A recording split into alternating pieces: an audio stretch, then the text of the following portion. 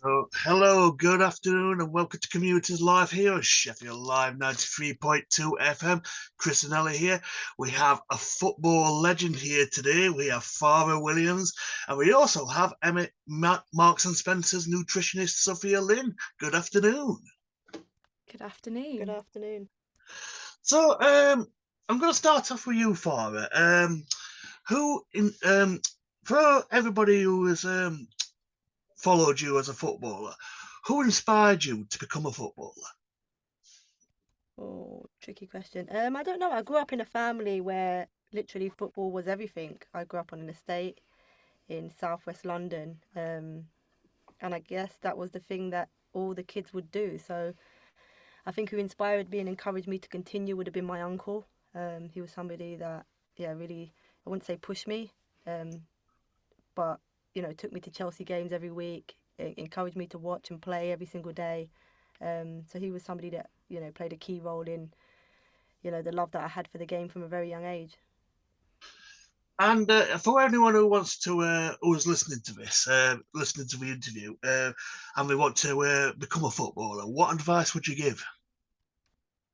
I mean, you have to, one, want to play. Two, you have to enjoy it. I fell in love with it, which made it even easier for me to want to play it every single day. I think you have to be committed. You have to obviously be competitive. So there's lots of things. Dedication is key in getting to the very top, and discipline more than anything. I think if you have discipline in life, in anything, whether that be playing football, eating the correct way, living the correct way, discipline is huge in making your way to the top of anything that you pursue. And Sophia Lynn, you are a Marks and Spencer's nutritionist. So, I mean, tell us a bit about that. How did you get into that role? Well, I've been working at M&S as a nutritionist for the past 5 years. So, I studied nutrition at Newcastle University and then joined M&S because I just love the food.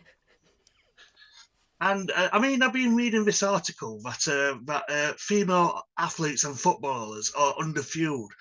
Now, what nutrition would you recommend to athletes to keep your body in shape? Well, you're right. Underfueling is something that is really prevalent in the research into women's sport, particularly football. So, when we're thinking about fueling for pre match, then we want to really focus on carbohydrates. So, that's our first quick release of energy and really important for making sure that you can perform exercise at prolonged periods of time. So, we know that the Lionesses were a big fan of our sushi range at M&S, and that was a great source of carbohydrate with the rice, but also having fish on there too, which is a great source of protein for post-match recovery of muscles. And I mean, what would you recommend everyone, especially women, to do to keep more energetic?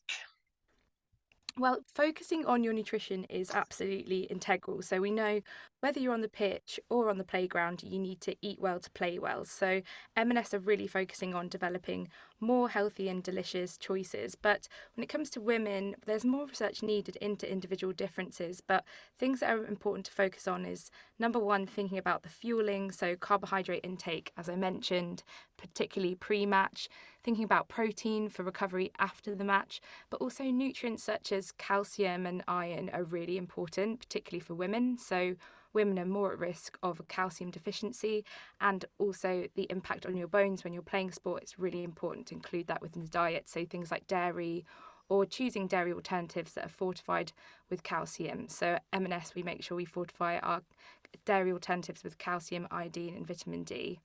And then iron is a really key one in terms of thinking about women's health and also for performance, because we know that the menstrual cycle for women is a way of depleting iron stores. So it's something that we need to be much more planned about having in the diet, particularly for women. Also, the research suggests that cultural norms like fear of weight gain, lack of nutrition understanding, and support are key contributors. So, how can we tackle that altogether? Well, I think, using the power of football to really shout about healthy eating and understanding that, although there are issues with underfueling in the sport, we need to have more information on this. But we also just need to encourage the players, but also children coming up through the sport, through grassroots, to really think about how they're fueling themselves in order to perform. So we're really focusing on trying to help people understand why healthy eating is so important for performance, but also for their longer term health, so that they really can eat the right things to help them play well. And my final question for you, because we are quickly running out of time, is to both of you, what have you? Is there anything that you would like to say to our audience? Yep, go into M&S, look Follow at the the flower. flour, the yellow flour, and pick up as many Eat Well products as you can. No, on a serious note, I think it's important that M&S are doing this, and I think that the flour that's on the products within M&S, I think it's such a standout, in terms of when you go into the shop and seeing the flour and knowing that, that if you was to make a choice of picking up one of those products, you're making a better choice than not. And I think it's important that we're aware of that. And so, when we do think about our choices in terms of what we fuel ourselves with, it's important that we choose the right ones. And I think the Eat Well flour is a standout product that, if you are going into M&S, that you should pick up and choose over other products. Fara, Sophia, thank you very much for your time. Thank you. Thank you.